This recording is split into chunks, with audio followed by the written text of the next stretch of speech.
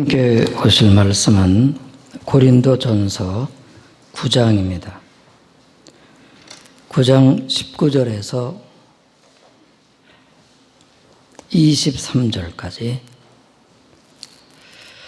저는 오늘 우리가 읽은 내용을 중심해서 제목을 여러 사람에게 여러 모습이 되어 라는 제목으로 말씀을 드립니다. 지난주에는 그 십자가의 도에 대한 말씀을 드렸죠. 십자가의 도, 우리 고린도전서가 16장까지 있는데 바로 그 1장에서부터 지금 16장까지 고린도 교회에 문제들이 많은데 그 모든 문제들을 해결하는 그런 답을 하시기 전에 먼저 그 십자가의 도에 대한 말씀을 하시거든요. 그렇다고 한다면은 뭔가 사도 바울의 확신이 있는 거죠. 이 복음은, 십자가의 도는 우리 신앙의 기본이고 근본이고 우리 교회든지 또 우리 개인의 삶에 모든 문제들을 해결하는 그런 그 키가 된다라고 하는 그런 확신 때문에 그렇게 말씀하셨을 겁니다. 그래서 이 십자가의 도에 대해서 많은 한 4장까지를 할애를 하시고 그 다음에 그렇게 도에 대해서 말씀을 하셨을 뿐만 아니라 본인 자신이 또 그 십자가의 도를 살았던 그 모습을 우리가 한 예를 살피면서 함께 은혜를 나누고자 합니다. 이 십자가의 도가 이 고귀한데요. 왜냐하면 십자가를 지신 주님이 고귀하신 분이기 때문에 그렇습니다. 우리가 잘 아는 바대로 예수님은 물론 우주 안에 보다도 우주를 품고 계시겠죠. 그러니까 이 우주의 거리가 400억 광년이랍니다. 그러니까 400억 년 동안 빛이 막 그 속도로 가야 도달되는 게 이 우주의 거리래요. 그런데 거기에서부터 그 밖에서부터 이 우주, 그 다음에 지구까지 오신 분이니까 얼마나 우리가 예수님이 반갑겠습니까? 전에도 말씀을 드렸지만 그 화성에 우리 그 탐사기라 그러나요? 탐사선인가요? 탐사선을 쏘아가지고 그 안착하는 내용까지를 이게 영상이 있는데요. 거기에 안착을 하기까지 상당한 과정들이 있더라고요. 그런데 그 안착을 하니까 거기 나사의 과학자들이 막 얼마나 환호를 하는지요. 너무 기뻐가지고 막 부둥켜 안고 그래요. 그래서 우리들이 그런 거를 볼 때 우리 예수님이 이 땅에 오셨다는 것이요. 이게 얼마나 환호를 빛으로 오시고 생명으로 오시고 구원으로 오셨잖아요. 이게 보통 일이 아니에요. 예수님. 그리고는 거리상뿐만 아니라 예수님이 오신 그 시간과 그 모든 과정들이 또 얼마나 또 귀한지 몰라요. 예수님 오시기 전에 아담에게 주님이 그렇게 말씀하셨어요. 아담에게 하신 말씀은 아니었지만 뱀에게 그랬죠. 뱀의 머리를 깨뜨릴 메시아. 발뒤꿈치가 상한다고 하시면서 예수님이 십자가에 고난받아 죽으시는 것을 묘사해서 발뒤꿈치를 상함받지만 사단의 머리를 깨뜨리실 그분이 오신다고 말씀하셨죠. 그런데 그분이 오시는 그 과정, 혈통이 바로 구약 성경이거든요. 그래서 아담 이후로 경건한 계통, 이 아벨 계통, 7대선 에녹, 10대선 노아, 그리고 경건한, 다시 셈, 함, 야벳이 있는데 경건한 혈통, 그리고 믿음의 조상 아브라함, 그리고 위대한 왕 다윗, 그리고는 1000년 만에 예수님이 오신 거거든요. 그래서 이 예수님이 오신 그 4000년 동안의 그 혈통을 이어간 그 역사요. 이것 또한 얼마나 놀랐겠어요. 그냥 예수님이 슈퍼스타로 그냥 덜커덕 내려오신 게 아닙니다. 다 계시하시고 약속하시고 말씀하신 대로 다윗의 혈통까지.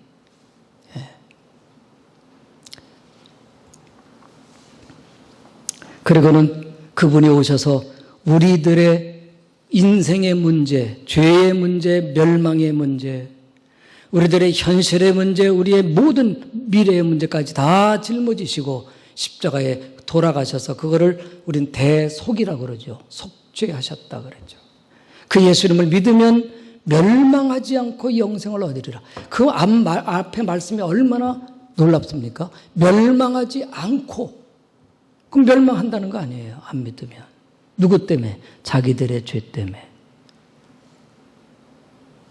이 말씀 한마디 한마디가요, 얼마나 깊고 소중한지요.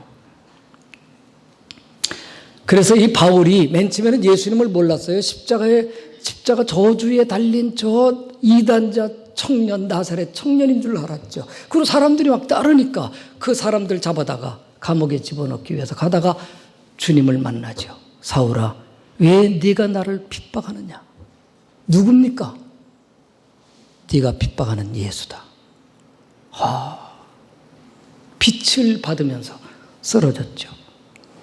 극적으로 예수님을 만난 이후에 그는 바로 저 시내산에, 아라비아 시내산에 갔습니다. 그 아라비아 시내산은 이스라엘 백성들을 하나님이 만나주신 산 아닙니까? 모세를 통해서요. 모세 이후에 하나님을 만나기 위해서 엘리야가 700년 이후에 또 거기 가거든요. 그런데 그 700년 다시 후에 바울이 갑니다. 자기가 알았던 그 모든 구약의 말씀이 정말 나사렛 예수를 통해서 다 성취되어진 것을 거기서 다시 한번 딱 깨닫죠. 아, 이 말씀이 이런 거구나. 이 말씀이 이 뜻이구나. 그리고는 그 복음을 들고 이제는 땅끝을 향하죠. 아시아, 유럽. 그래서 그렇게 복음을 깨닫고 복음을 들고 나간 그 발걸음이 바로 이 고린도에 1년 6개월 동안 복음을 전했던 것이죠. 그런데 지금 십자가의 도를 얘기를 하면서 자기 자신에 대한 얘기를 가끔 이렇게 삽입해요. 왜? 고린도 성도들을 양육하고 그들의 모든 문제를 해결하는데 사도의 얘기가 들여져야 되잖아요. 근데 사도부터라는 거를 사람들이 믿어주지 않으면 말씀이 통하지를 않죠. 그래서 내가 사도인 증거는 다른 것보다도 여러분 너희들이 아닙니까? 너희들이 예수님을 믿고 구원받고 하나님 자녀된 건 내가 복음을 전함으로 되어진 것 아닙니까? 내가 복음을 전하기까지 내가 나의 그 고난들, 배고프고 줄이고 목마르고 헐벗고 매맞고 그다음 눈물 나요. 정처 없고 그다음에 박해와 핍박 가운데서 그리고는 오히려 자기 자신이 수고하고 그 모든 시련들을 다 겪고 그래서 그가 이렇게 표현합니다.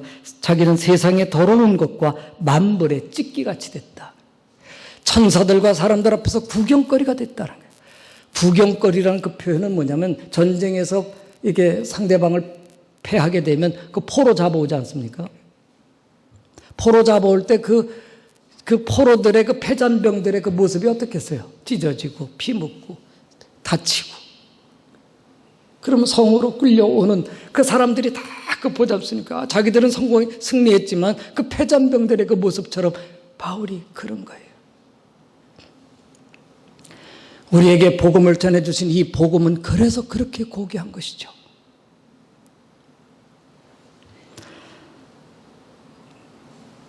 바울만 그런 것이 아니라 바울 뒤에 속사도들, 그들의 제자들, 교부들, 그리고 그 이후에 모든 그 복음을 전했던 선교사들. 우리 한국에 1885년도에 복음이 들어왔는데요. 지금 저 양화진에 선교사들의 그 묘원이 있거든요. 거기에 묻힌 사람만 145명. 아마 그리고는 묻히지 않은 사람들까지 하면 10배는 되겠죠. 1,400명도 되겠죠. 여기 와서 그들의 젊음과 함께 그들의 생명과 그들의 인생을 다 바치고 자식들까지 여기다 다 묻었단 말이죠. 그 복음이요.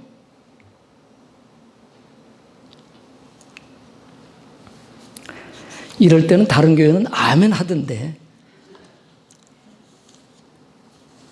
여성도님들은 얌전하고 남성도님들은 참찬해서 근데 그래서 마스크 때문에 아니 제가 아멘을 유도하지 않아서 그래요. 막 믿습니까?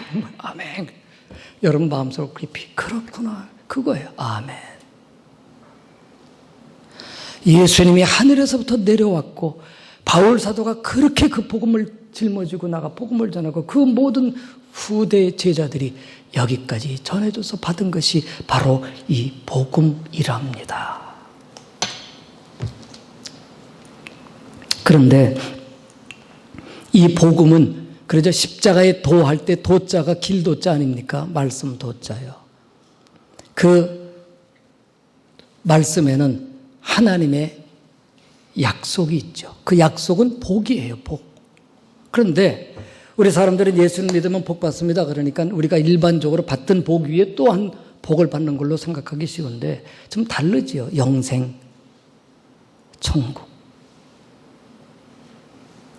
아마 이 땅에 우리가 아까도 400억 광년 얘기했는데 천국에서 누리는 것은 세세 무궁토록 그러지 않습니까? 너무 실감 나지 않으니까 그냥 우리가 덮어둔단 말이죠.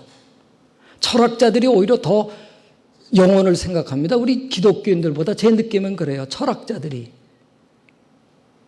형이상학 그래가지고 보이지 않는 어떤 영적 세계, 초자연의 어떤 절대적 이렇게 생각해요. 우리는 명확해요. 그냥 유일하신 한 분 하나님. 그냥 우린 그러고 믿으면 되는데 그걸 너무 쉬우니까 그냥 덮어두는 거 아닌가 싶어요. 영원.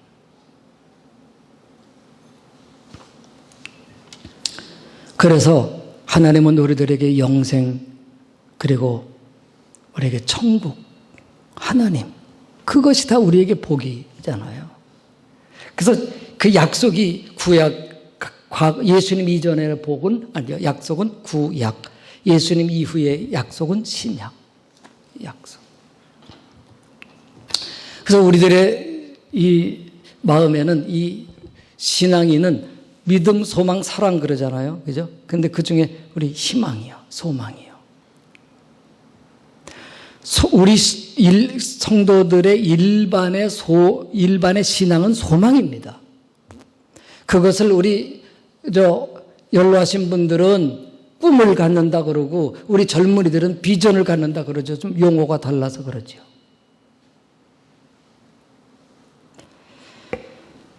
그런데 이렇게 가만히 보면은 우리 한국교회가 왜 약할까? 뭐가 그렇게 약하지? 근데 이 희망이요.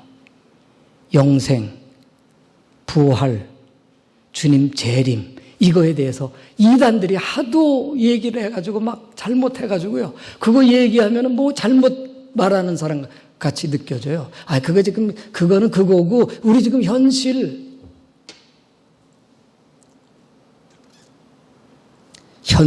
주님이 염려하지 말라고 그러시고요. 오히려 구하지도 말라고 말씀을 하셔요. 주님께 맡기고 사는 거예요. 저 하늘나라의 소망을 잃어버리지 않기 위해서 기도하고 그 소망을 가진 자답게 살아가기 위해서 힘 얻기 위해서 기도하고요. 근데 열심히 있는 사람들, 열심히 있는 교회들, 열심히 있는 단체들 보면은 이 예수 그리스도의 부활 그리고 부활의 소망 예수님 다시 오신다고 하신 그 재림에 대한 그 기대 제가 마지막 주에는 그 설교할 거예요. 천국에 대한 영광 상급 이것이 충만한 사람은 이 세상에 신앙이 충만하고 능력이 있고 변함이 없어요.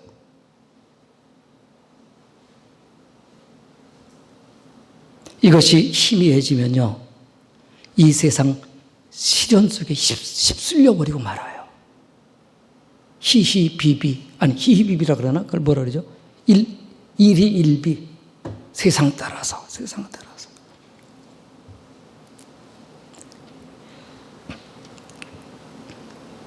그리고 그래서 이 믿음이 희망이 분명해야 이 땅에서 우리들은 신앙으로 살아갈 수 있는데 이 소망이 희미하면은 우리 노년 성도들은 좌절하게 되고 젊은 성도들은 세상에 휩쓸리게 되고 그것을 우리는 죄라 그래요. 육을 따라서 살면은 음란하게 되고 그 다음에 하나님보다도 세상 더 사랑하면 우상숭배가 되고 자기 자신에게 집중하게 되면 거짓하게 되고 남의 것을 탈취하게 되고 헛되게 살다 보면 술 취하게 되고 아무렇게나 살고 그게 다. 여기 사도 바울이 하나님께로부터 엄청난 메시지를 받았거든요. 그리고는 그 메시지를 전할 때 너무너무 확실하게 전해요. 어떻게 전하냐면요. 육을 따라서 우리 요새 계속 보죠. 6장에 고린도전서 6장에 간음하지 말라. 우상숭배하지 말라. 그 다음에 술 취하지 말라. 그 다음에 탐욕을 갖지 말라. 동성연애하지 말라. 방탕하지 말라. 이 모든 말씀들이 다 소망이 없을 때 그냥 휩쓸리는 거예요. 어디 그럴 수가 있습니까?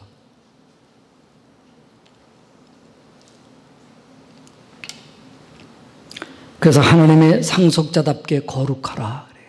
하나님의 상속자답게. 그런데 이 고린도전서에만 있는 게 아니라요. 제일 첫 성경인 갈라디아서도 5장에 보면 똑같은 말씀, 그 다음에 가장 심혈을 기울였던 에베소 교회에게 보내는 에베소서 5장에도 똑같은 말씀을 해요. 너희들이 미혹을 받지 말라. 만약에 우상숭배, 술 취하고 방탕하면서도 하늘나라를 상속받을 것에 대한 누가 그렇게 쉽게 얘기하는 사람을 믿지 말라, 속지 말라 그래요. 당연하죠. 우리는 여기에 지금 기록되어지는 이런 문자에만 머물러서는 안 돼. 더 확대시키고 더 세밀하게 우리 자신들이 가지고 있는 죄가 무언가. 이런 죄가 교회에 들어오면요, 교회는 약화될 수밖에 없어요. 흔들릴 수밖에 없습니다. 오히려 이 모든 죄와 반하는 우리는 신앙의 삶을 살아야죠. 요새 우리 장로님도 기도하시고 우리가 다 사실 주지하는 사실입니다만은 우리가 사회적으로 세상적으로 얼마나 난관을 만났는지 몰라요. 참 의미가 있어요. 왜 하나님 이 시대에 이런 일이 생겼을까? 우연? 교회적으로도 여러 가지 장애를 많이 받습니다. 그리고 보면 개인적으로도 시련의 시기인 것만 사실입니다. 아마 머지않아서 우리 그 기사를 보니까 10명 중에 7명은 소상공인 그 사업가들 자기 사업을 포기해야 되겠다라고 지금 말하고 있는 상황입니다. 10명 중에 7명 어떻게 삽니까? 그러나 물론 우리도 이 같은 배 안에 있기는 하지만 우리의 기독교인의 다른 점은 명확합니다. 왜냐하면 우리는 어디에 기반을 두고 있냐면 예수 그리스도의 기초에 기반을 두고 있어요. 그죠? 여호와는 나의 반석이시오. 나의 요새시오. 나를 구원하시는 자시오. 나의 방패시오. 구원의 뿌리시오. 그 다음에 누가 우리를 위에서 붙잡고 계시냐면 저 위에서부터 주님이 우리를 붙잡고 계셔요. 그래서 넘어져도 아주 엎드러지지 않아요. 시편 37편에. 그러니까 위에서 우리를 붙들고 계시고 아래서는 예수 그리스도께서 우리의 기초가 되셔요. 그게 기독교인이에요. 달라요. 자기의 힘으로 사는 인생의 삶하고요. 그래서 우리는 힘을 얻는데 어디서 얻냐면 하나님께로부터 얻는 거지만은요, 성경을 알아가고 성경을 통해서 하나님을 배워야 돼요. 저는 어제도 우리 교회든 또 우리 자신이든 성도님들 생각하면서 주님, 사도행전 1장 8절에 오직 성령이 너희에게 임하시면 너희가 권능을 받는 권능. 하늘과 땅 너희는 염려하지 마라. 하늘과 땅의 모든 권세를 가진 내가 함께 하늘의 권세, 권능, 권세. 우리의 그 비전을 성취할 수 있는 능력은 성경에서 나옵니다. 여러분, 뭐든지 근거가 확실해야 그거를 확실히 막 밀고 나가는 거 아닙니까? 내가 돈을 가지고 사업을 하려고 그러는데 그냥 잘 될 거야 하면 열심히 해요. 그러면요, 힘이 없어요.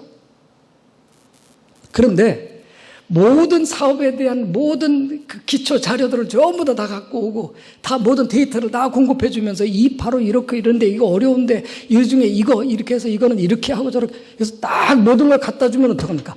되는구나. 그리고 막 자기가 하고자 하는 것에 올인할 수 있잖아요. 우리 인생, 왜 우리가 신앙이 연약해지고 잘 될 거야 그래도 믿어지지 않고 두려워하지 말라 그래도 왜 두려우면 성경의 근거를 명확하게 알게 되면 제가 어느 성도님이 우리 성도님이 아니라 여기가 너무 아프대요. 그래서 그거는 제가 세 개 얘기를 했어요. 첫 번째, 남편 문제야. 남편이 안 만져줘서 그래. 맨 처음에 손대지 못할 만큼 아프겠지만 살살 만져달라 그래. 두 번째, 성경을 안 읽기는 안 읽지만 성경을 통으로 안 읽어서 그래. 고린도전서도요, 그냥 좋은 구절만 읽어서는 될 일이 아니에요. 이연령 비연령이에요. 성경 고린도전서를 통으로 읽는 거예요. 아, 이렇구나. 사도 바울이 이 복음을 전했고 이렇게 하라고 그랬고 자기는 이렇게 살았구나. 막 그것이 오면요, 고린도전서 성경의 그 힘이 우리들에게 와서 세상을 이긴다니까요. 그냥 우리 이사야서 41장 10절 두려워하지 말라 뭐 그것만 외워서 되는 게 아니라니까요. 내 영혼이 잘된 같이 내가 범사에 잘되고 강건하기를 내가 그렇게 걸어만 둬서 되는 게 아니라니까. 왜 요한 3서에 그 말씀을 하셨는지를 이해해야 그렇구나 하는 거예요. 성경을 알아야 돼요. 그랬더니 그분이 성경을 깊이 알고 이해하라는 말씀이군요. 그렇게 답장이 왔어요. 우리 교회의 모든 문제도 다 마찬가지예요. 성경을 여러분들이 정말 통으로 읽고 이해하고 그 말씀대로 살고 교회 와보십시오. 예배가 달라지고 소그룹이 달라질 거예요. 왜 소그룹이 모여도 힘이 없고 똑같은 얘기하는 것 같고 나중에 남의 인생의 짐이 그냥 내 인생의 짐까지 와요. 근데 그게 아니에요. 성경을 통해서 보고 성경 따라서 이렇게 살았더니 성경대로 주님이 이렇게 행하셨더라가 내게 오게 되면 그거 말하고 싶은 거예요. 예수님이 이렇게 하셨다고. 그 얘기를 듣는 우리 서로가 다 힘을 얻고 능력을 얻게 되는 거예요. 그렇구나. 학습 효과예요. 하나님이 떡을 같이 나누라는 거예요. 인생의 문제만 나누는 게 아니라 그거는 한 번 필요한 거고 말씀을 따라서 예수님이 나는 이렇게 약하고 내 환경은 어려운데 예수님이 나를 이렇게 힘주시고 은혜 주셔서 내가 이렇게 승리했습니다를 나누는 거예요. 성경이에요. 지난주에 오늘 안 오신 것 같은데 지난주에 한 성도님이 오셨어요. 오후에 예배 왔어요. 오전 예배에 오셔야 되도록이면 그래 오전 예배가 있어요. 그리고는 일주일에 한 번은 교회를 꼭 오셔요. 예? 일주일에 한 번이요? 네. 저한테 교회 가라고 한 분이 그렇게 얘기 안 하던데요? 아니요. 일주일에 한 번은 와야 돼요. 그래요? 제가 아주 결단하고 그렇게 얘기한 거예요. 일주일에 한 번은 교회 와서 성경을 배워야 신앙이 바르게 되고 말씀 위에 견고히 서고 천국이 확실하고 이 땅에서 내가 어떻게 살아야 되는지를 알고 실천할 때 하나님의 능력이 온다는 거예요. 그거예요. 예수님을 정말 믿느냐 하는 거예요.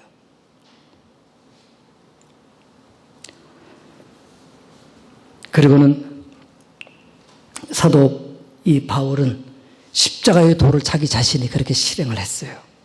그게 뭐냐면 오늘 읽은 그 내용이 보면은 바울은 사도거든요. 보냄을 받은 사도거든요. 그러니까 교회에서 위대한 분이죠. 그리고 고린도 교회 설립자거든요. 그러니까 그는 설립자로서 저는 담임 목사지만 설립자가 아니잖아요. 그죠? 근데 설립자로서 뭔가 권위가 있고 권리가 있잖아요. 그런데 그걸 다 내려놨다는 거예요. 왜냐하면 자기가 사도고 특별한 사람인 것처럼, 그리고 설립자로서 어떤 위에 있는 자로처럼 한다 그러면 이 복음의 장애가 온다는 거예요. 그래서 권리를 생각하지 않을 뿐만 아니라 매사에 참고 수고했다 그래요. 혹시 자기에게 상급이 있다고 한다면 내가 복음을 전할 때 권리를 쓰지 않은 그것을 주님이 혹 상을 주신다면 받겠다는 거예요. 그리고는 오늘 이 설교의 제목처럼 모든 사람에게 여러 사람에게 여러 모습이 되겠다는 거예요. 유대인들에게는 유대인이니까 유대인처럼, 이방인들에게는 할례를 받지 않은 사람들에게는 할례 받지 않은 사람처럼,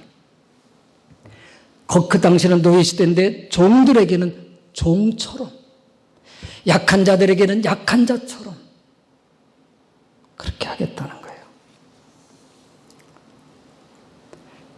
그 당시에 유대인들은요, 율법에 완벽한 사람들이에요. 율법을 철저히 지키는 사람들입니다. 만약에 그것이 충족되지 않으면 그들은 만족이 없어요. 예배, 절기, 이건 막 원칙적으로 행하는 사람이고 문자적으로 행하는 사람들이 유대인들입니다. 그런 사람들에게는 유대인처럼 한다는 거예요. 왜냐하면 그들의 충심을 이해하기 때문에, 그들은 아주 생리적으로 원칙대로 하니까 그들을 얻기 위해서는 그런 자로서 그도 행하는 거예요. 그 다음에 할례를 받지 않은 사람은 이방인들이거든요. 이방인들은 오직 복음만을 받았거든요. 율법, 할례 받는 거, 그런 거 개의치 않아요. 자유로워요. 오히려 할례를 받는 걸 불필요하다고 생각합니다. 그들에게는 그들이 가지고 있는 그 신앙의, 그 복음의 그 신앙, 그걸 이해하는 거예요. 그들은 복음을 가지고 있지. 그들하고 똑같이 낮춰서 그들을 이해하는 거예요. 그 다음에 약한 자, 몸이 약할 수도 있고 생활이 어려울 수도 있잖아요. 마음이 약할 수도 있고 여린 사람도 있고 아직 신앙의 초보자들이 있지 않습니까? 그러면 또 초보자로서 그들을 이해하는 거예요. 사람들은 교회 와가지고 시험에 많이 드는 경우가 있습니다. 그건 초보자이기 때문에 성도들을 그냥 표면적으로 보고 이해하지 못하고 교회 갔더니 세상하고 똑같네. 근데 그가 조금만 더 기다려주면 좋을 뻔했는데, 우리는요 다양해요. 믿음이 좋고 나쁘고 안 좋고 약하고 강하고 다 다양해요. 우리들의 인식과 이해가 달라요. 우리들의 가치가 달라요. 다 이해해요. 그게 공동체 아닙니까? 제가 마지막으로 한 주석가의 글이 있어서 적어왔습니다. 읽어드리면서 마무리하겠습니다. 바울은 오직 한 가지 이유 때문에 그렇게 하였습니다. 십자가의 복음 안에 있는 하나님의 지혜와 능력이 막힘없이 드러나서 많은 사람이 구원을 얻게 하기 위해서입니다. 이런 면에서 바울은 첫 번째, 하나님과 예수를 정말 잘 알고 있는 그리스도인입니다. 두 번째, 예수를 사랑하고 그분의 삶을 따르려는 제자였습니다. 지금 빨리 지나가죠? 첫 번째는 하나님과 예수님을 정말 잘 알고 있는 사람이에요. 잘 알고 있는 분이에요. 저분들이 어떤 분인지. 두 번째는 예수님을 사랑하고 그분의 삶을 따라 살려고 하는 제자의 마음을 가지고 있어요. 예수님처럼 나도 해야지. 세 번째는 하나님의 뜻을 따라 사람들을 사랑하는 사역자예요. 하나님의 그 뜻을 따라 사람들을 사랑하고 존귀하게 여겨요.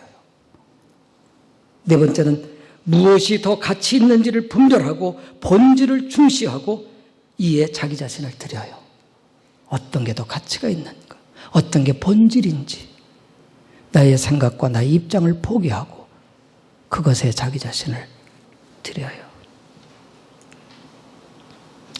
그래서 그는 자신의 권리와 자신의 그 주장을 내려놓고 형제들을 배려하고 그들의 입장을 이해하고 그들 편에 낮추어서 그들을 상대한 것은 바로 복음의 장애가 되지 않기 위해서와 그 중에도 몇 사람이라도 구원을 얻게 하려고 하나님의 교회를 이루려고 그리 했다는 것이죠. 그래서 우리는 이 사도 바울을 보고 배워야 되는 정말 우리들의 스승으로 여길 만한 분이라 생각합니다. 다시 한번 정리를 하면 이 복음은 너무 고귀한 복음입니다. 그리고 이 복음은 거룩한 복음입니다. 그리고 이 복음은 우리에게 철저한 실천을 원하시는 복음입니다. 마지막 사도 바울은 자기 자신도 복음에 참여하기 위해서, 복음의 복에 참여하기 위해서, 그 복을 얻기 위해서 그렇게 행한다 그랬습니다. 우리 사도 바울의 제자가 다 되도록 하십시다. 아멘. 예, 찬송하겠습니다.